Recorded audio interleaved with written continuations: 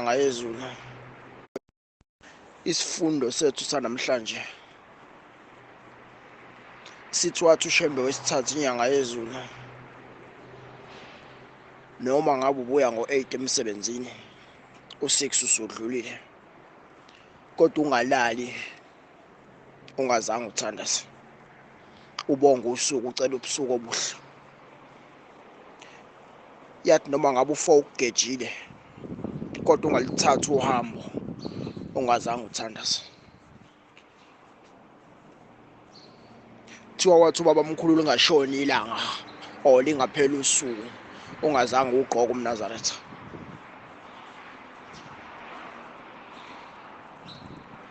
inhloso yokuthandaza ayilele esikhathini ongangokuba ungathi hayi u4 usudlulile angisathandazi u6 usudlulile angisathandazi u12 usudlulile angisathandazi uShembe akavali noma inini uhleze lalela imithandazo yethu ayiphendula ingakho ke kunenkulumo ethi noma uhleze endlini yakhe emini imkhonza isikhatsini leso noma uphaphama phakathi kobusuku umkhonze noma uhamba endleleni umkhonze noma usemsebenzini wezandla zakho umkhonze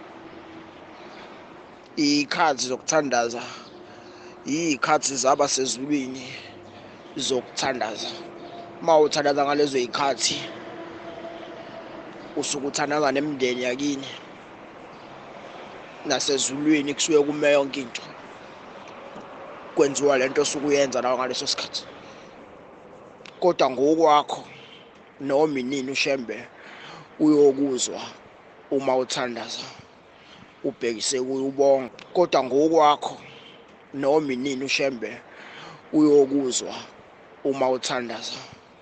ubhekise kuye ubonga ukuphila ubonga usuku ubonga ubusuku injalo nje indaba ngamanye amazwi ke akekho umuntu okulindele ukuthatha isikhathi samgeja kade agcina ukuthandaza cha akaziyekele nje ngoba engathanda